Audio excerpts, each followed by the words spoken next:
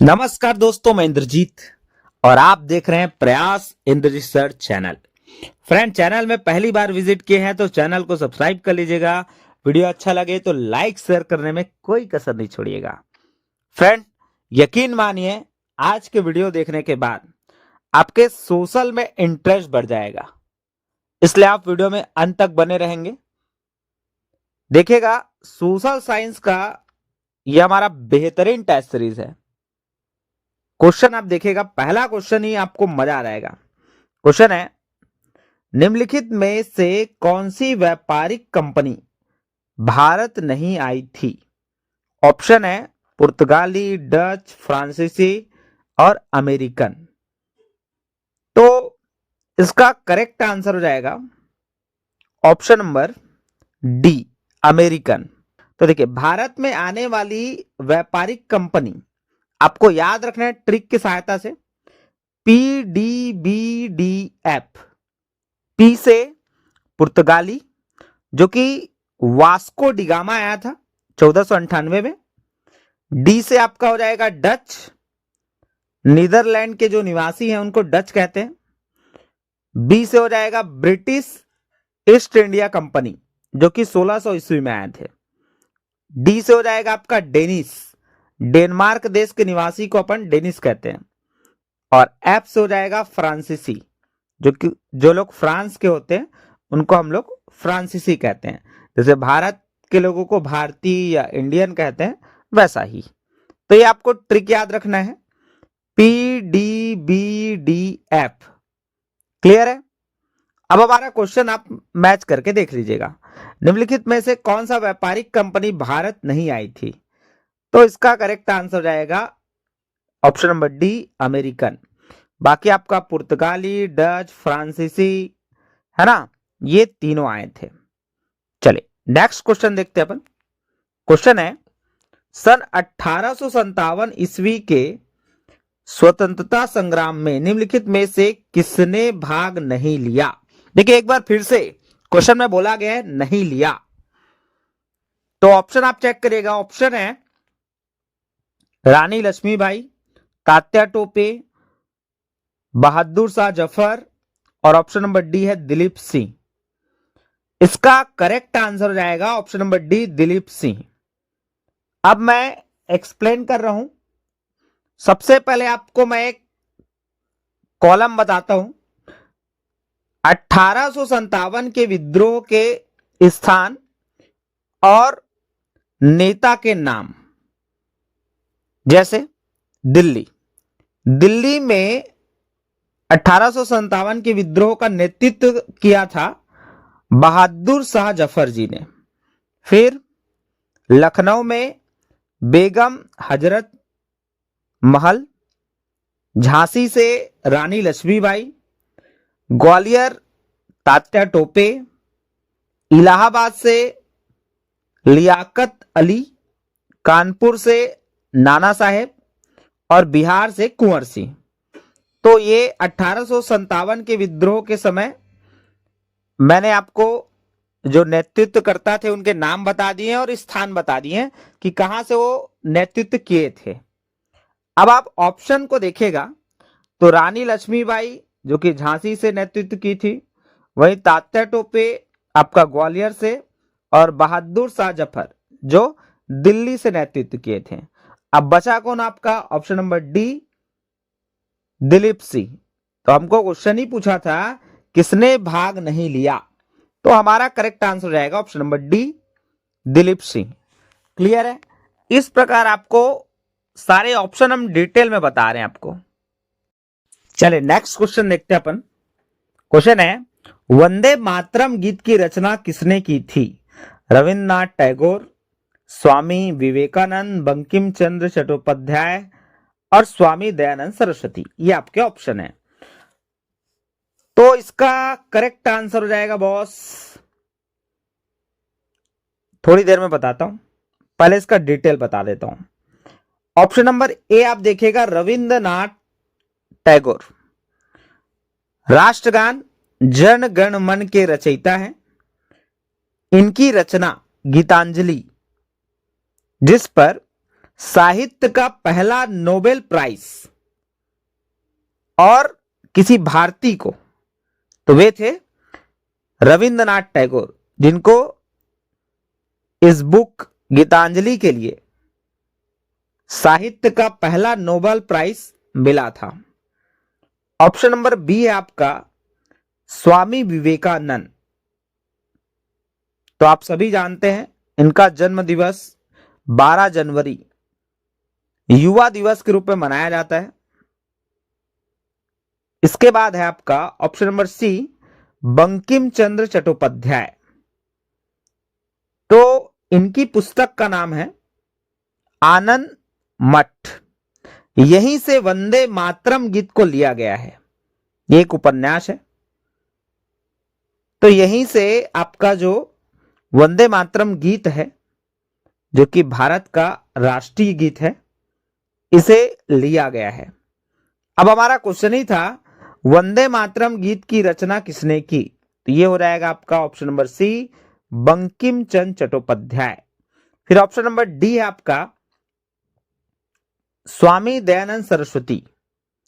तो इनका बुक का नाम आप ध्यान में रखिएगा सत्यार्थ प्रकाश, और इनका नारा था वेदों की ओर लौट चलें। साथ ही आर्य समाज के संस्थापक भी थे। तीनों लाइन इंपॉर्टेंट है। जो लाइन मैं यहां आपको बता रहा हूं, आपको क्वेश्चन पूछ सकता है कि वेदों की ओर लौटो यह नारा किसने दिया था, यह क्वेश्चन आ सकता है आर्य समाज के संस्थापक, और ये तो आया हुआ क्वेश्चन है। तो आपको पूरा डिटेल में एक एक चीज बता रहा हूं। कहीं से भी कोई क्वेश्चन आए, जैसे क्वेश्चन पूछ लिया आपको गीतांजलि के लेखक हैं और 4 ऑप्शन दे दिया, तो आपको मारना है रविंद्रनाथ टैगोर। क्लियर है?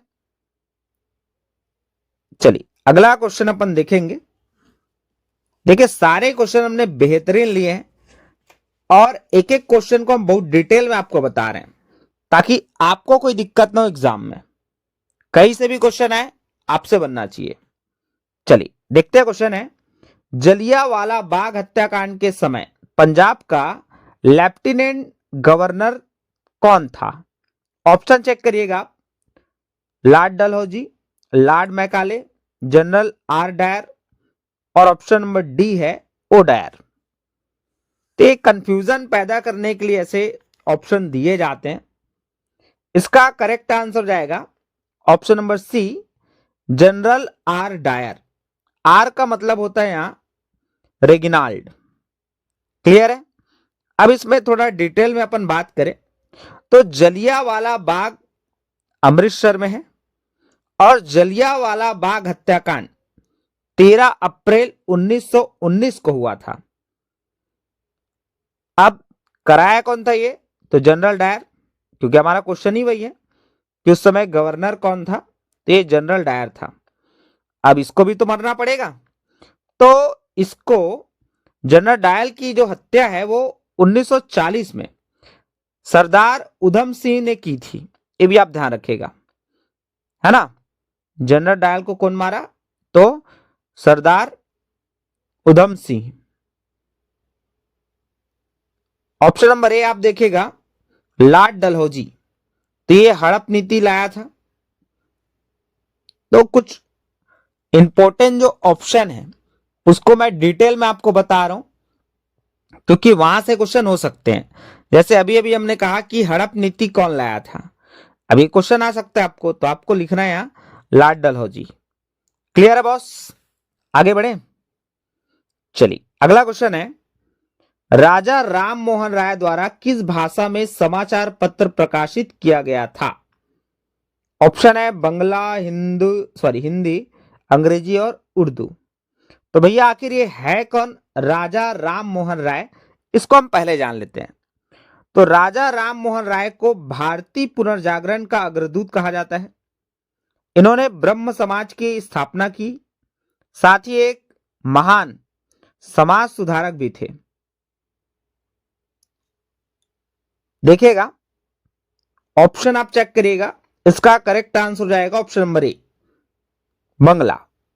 तो राजा राम मोहन राय द्वारा किस भाषा में समाचार पत्र प्रकाशित किया गया था, ऐसा क्वेश्चन है। तो इसका करेक्ट आंसर हो जाएगा option number A, Bangla. Next, Swaraj मेरा जन्म सिद्ध अधिकार है और मैं इसे लेकर रहूंगा, यह किसने कहा? ऑप्शन आप चेक करिएगा। इसका करेक्ट आंसर हो जाएगा, और बच्चा बच्चा आंसर जानता है, वो है आपका लोकमान्य बाल गंगाधर तिलक। इनका बहुत ही फेमस डायलॉग, स्वराज मेरा जन्म सिद्ध अधिकार है और इसे मैं लेकर ही रहूंगा। क्लियर है? ऑप्शन आप चेक करिएगा। ऑप्शन नंबर ए है योमेश चंद्र बनर्जी, ये भारतीय राष्ट्रीय कांग्रेस के प्रथम अध्यक्ष थे। वही आपका ऑप्शन नंबर बी है दादा भाई नौरोजी, इन्हें grand old man of India के नाम से जाना जाता है। पेपर में क्वेश्चन आ सकता है ना, grand old man of India के नाम से किन्हें जाना जा सकता है? तो ये आपका आंसर रहेगा ऑप्शन नंबर बी, दादा भाई नौरोजी। ठीक है, और बाकी तो आप जानते हैं सरदार भगत सिंह तो एक क्रांतिकारी थे, और लोकमान्य बाल गंगाधर तिलक के बारे में तो मैंने आपको बता ही दिया है। तो पूरे चारों ऑप्शन मैंने आपको बता दिया है। चलिए नेक्स्ट क्वेश्चन देखते हैं अपन। वायुमंडल के किस भाग में मौसम संबंधी परिवर्तन होते हैं? ऑप्शन आप चेक करिएगा, क्षोभ मंडल, समताप मंडल, मध्य मंडल और बाह्य मंडल। तो वायुमंडल को टोटल 5 भागों में विभाजित किया गया है, आप सभी जानते होंगे। पहला आपका क्षोभ मंडल, दूसरा समताप मंडल, तीसरा मध्य मंडल, चौथा है आपका बाह्य वायुमंडल और पांचवा है आपका बहिमंडल। तो एक एक को मैं आपको डिटेल से समझा देता हूं ताकि आपको बहुत इजी वे में चीजें समझ आ जाए। देखिए आखिर क्षोभ मंडल होता क्या है। तो हम रहते हैं और जो मौसम परिवर्तन होता है वो क्षोभ मंडल में ही होता है।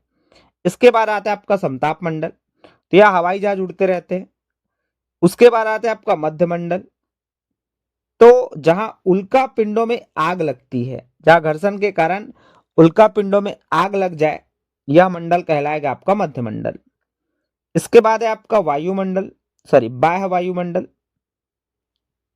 फिर आपका बहिर्मंडल। तो बाह्य वायुमंडल क्या होगा, ऊंचाई के साथ तापमान बढ़ता है। आयन मंडल इसका एक परत है, जैसे कि रेडियो का संचार में यहां उपयोग होता है। फिर आपका लास्ट है बहिमंडल। तो बहिर्मंडल में क्या होगा, सबसे ऊपरी परत, इसके बाद आपको डायरेक्ट अंतरिक्ष मिलेगा, है ना। तो मैंने आपको स्टेप वाइज बताया है, जैसे जमीन से आप ले सकते हैं, जहां हम लोग रहते हैं वहां से, है ना। पहले क्षोभ मंडल आया, फिर उसके ऊपर में आपका समताप मंडल, फिर उसके ऊपर में मध्य मंडल, फिर ऊपर में बाह्य वायुमंडल और फिर लास्ट सबसे ऊपर में आपका बहिर्मंडल। क्लियर है? अभी क्वेश्चन क्या पूछा है भैया, क्वेश्चन पूछा अपने को मौसम संबंधी परिवर्तन होते हैं, तो ये हो जाएगा आपका ऑप्शन नंबर ए, क्षोभ मंडल। ये क्वेश्चन डायरेक्ट बनते हैं, है ना। आपको ऐसा क्वेश्चन पूछ सकता है कि उल्का पिंड में आग लगती है तो वह कौन सा मंडल होगा, कौन सा मंडल में उल्का पिंड का आग लगेगा, है ना। यह पूछ सकता है हवाई जहाज कौन से मंडल में उड़ते हैं। तो इसलिए आपको डिटेल में चीजें बताई गई है, ताकि कोई सा भी क्वेश्चन पूछे वो आपसे आंसर बनना ही चाहिए, इसलिए आपको इतना पढ़ाया जा रहा है ताकि कोई सा भी क्वेश्चन आए एग्जाम में तो आपसे बन जाए। चलिए अगला क्वेश्चन देखिएगा। इस क्वेश्चन से पूर्व मैं आपको एक सूचना दे दूं, यदि आप अभी तक हमारे चैनल को सब्सक्राइब नहीं किए हैं तो चैनल को सब्सक्राइब कर लीजिएगा और लाइक शेयर करते रहिए। साथ ही यदि आप हमारे व्हाट्सएप ग्रुप में जुड़ना चाहते हैं तो आप हमारे व्हाट्सएप ग्रुप में भी जुड़ सकते हैं। वीडियो के डिस्क्रिप्शन बॉक्स में लिंक डाल दिया गया है, वहां से आप डायरेक्ट हमारे ग्रुप में जुड़ सकते हैं। चलिए अगला क्वेश्चन देखते हैं। क्वेश्चन है ग्रांड ट्रंक मार्ग किस देश में है? Option A Sri Lanka, option B Bharat, option C चीन, ऑप्शन नंबर डी है मंगोलिया। तो इसका करेक्ट आंसर हो जाएगा ऑप्शन नंबर बी, भारत। हमारे देश में यह जो रोड है वो अमृतसर से कोलकाता को जोड़ता है। कलकत्ता या कोलकाता कह सकते हैं आप। ठीक है, तो रोड का नाम है आपका ग्रांड ट्रंक मार्ग, ध्यान रखिएगा। अगला क्वेश्चन है, किस प्रक्रिया द्वारा चट्टानों के टूटे पदार्थ अपने मूल स्थान पर संग्रहित होते हैं? तो इसका करेक्ट आंसर जाएगा ऑप्शन नंबर ए, अपक्षय। अगला क्वेश्चन है, किस फसल के लिए प्रेयरी के मैदानों को संसार की रोटी की डालियां कहा जाता है? बहुत शानदार क्वेश्चन है, एग्जाम में आया हुआ क्वेश्चन है ये। इसका करेक्ट आंसर जाएगा ऑप्शन नंबर सी, गेहूं। देखिए यहां एक शब्द आया है प्रेयरी, यह उत्तरी अमेरिका में पाया जाता है। प्रेयरी जो है वो, है ना, लेकिन फिलहाल हमारा क्वेश्चन में बोला गया है प्रेयरी के मैदानों को संसार की रोटी की डालियां कहा जाता है, तो वो होगा आपका ऑप्शन नंबर सी, गेहूं। क्लियर है? चलिए अगला क्वेश्चन देखते हैं अपन। ये भी क्वेश्चन बहुत ही सॉलिड क्वेश्चन है। क्वेश्चन है, संविधान में कितनी भारतीय भाषाओं को अधिसूचित किया गया है? नो डाउट कई बार क्वेश्चन कराया हूं मैं आपको, ऑप्शन नंबर सी, 22 भाषाओं को। अगला है, लोकतंत्र जनता का, जनता के लिए और जनता द्वारा शासन है, यह कथन है। तो इसका करेक्ट आंसर रहेगा option number A, Abraham Lincoln, जो कि अमेरिका के 16वें राष्ट्रपति थे। ऑप्शन नंबर बी आप सभी जानते हैं, महात्मा गांधी, तो इसको ज्यादा डिटेल में बोलने की जरूरत नहीं है, बस इनका नारा याद रखिएगा, ये एग्जाम में आपको पूछा जा चुका है पहले ही। तो करो या मरो महात्मा गांधी जी का फेमस नारा था। वहीं यदि आप पंडित जवाहरलाल नेहरू की बात करें तो स्वतंत्र भारत के प्रथम प्रधानमंत्री हुए पंडित जवाहरलाल नेहरू जी। चलिए अगला क्वेश्चन देखिएगा, मौलिक अधिकारों में शामिल किया गया है। ऑप्शन आप चेक करिएगा, करेक्ट आंसर हो जाएगा इसका ऑप्शन नंबर सी, 6 से 14 आयु वर्ग के बच्चों को निशुल्क एवं अनिवार्य शिक्षा प्राप्त करने का अधिकार, ये मौलिक अधिकार में शामिल किया गया है। इसी के तहत बच्चों को निशुल्क शिक्षा दी जा रही है, आरटी के तहत, राइट टू एजुकेशन। क्लियर है?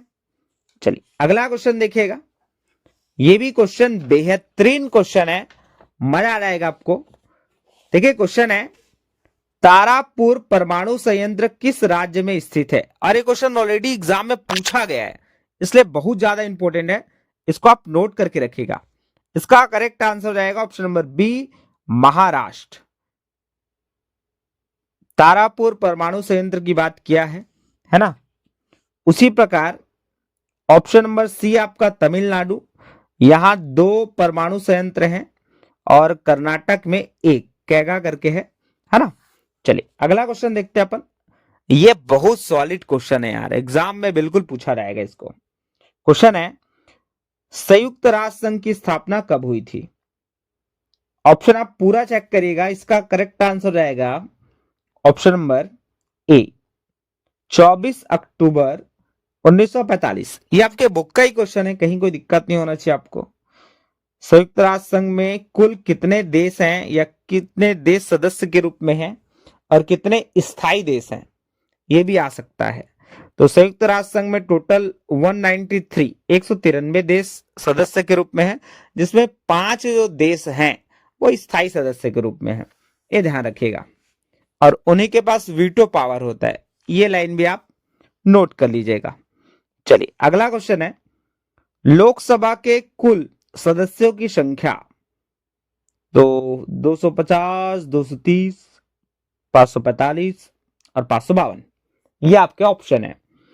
लोकसभा की बात हुई है तो करेक्ट आंसर जाएगा ऑप्शन नंबर सी, 545, क्योंकि वर्तमान में 545 सीट है, लेकिन लोकसभा में कुल सदस्यों की जो संख्या होती है वो संविधान के अनुसार उसमें 552 सीट है। वहीं राज्यसभा की अगर बात करूं संविधान में, तो संविधान में टोटल है आपका 250, लेकिन हमारा काम चल जा रहा है 245 में, तो वर्तमान में भी कितना है, 245। चलिए अगला क्वेश्चन देखते हैं, विधानसभा का कार्यकाल होता है, नंबर डी करेक्ट हो जाएगा। अगला क्वेश्चन है, सर्वोच्च न्यायालय के न्यायाधीशों की मुक्ति आयु सीमा है? तो सर्वोच्च न्यायालय या उच्चतम न्यायालय दोनों एक ही चीज होता है ना, सुप्रीम कोर्ट। तो देखिएगा इसका करेक्ट आंसर रहेगा ऑप्शन नंबर ए। नेक्स्ट है, राष्ट्रीय मानव अधिकार आयोग का गठन किस वर्ष हुआ? तो भैया हम लोग प्रति वर्ष 10 दिसंबर को मानव अधिकार दिवस मनाते हैं और इसका गठन हुआ है बेटा ऑप्शन नंबर ए 1993। क्लियर है? 10 दिसंबर 1993। चलिए यह हमारा लास्ट क्वेश्चन रहेगा जिसको आपको कमेंट्स करके हमको आंसर बताना है, इसलिए बहुत ही शानदार क्वेश्चन है। अच्छे से समझिएगा आखिर क्वेश्चन क्या बोल रहे हैं और हमें कमेंट्स करके आंसर बताइएगा। क्वेश्चन है, कोयला और प्राकृतिक गैस किस प्रकार के खनिजों के उदाहरण हैं? ऑप्शन ए गैर धातु, ऑप्शन बी ऊर्जा, ऑप्शन सी लौह और ऑप्शन नंबर डी है अलौह, है ना। तो आपको कोयला और प्राकृतिक गैस के बारे में बताना है, ये कौन से प्रकार का खनिज का उदाहरण है। आप हमें कमेंट्स करके आंसर दीजिएगा। तो फ्रेंड्स ये रहा सोशल साइंस के सबसे इंपॉर्टेंट क्वेश्चन। मिलते हैं अपन नेक्स्ट वीडियो पे, तब तक के लिए good bye and thank you so much for listening and watching my video.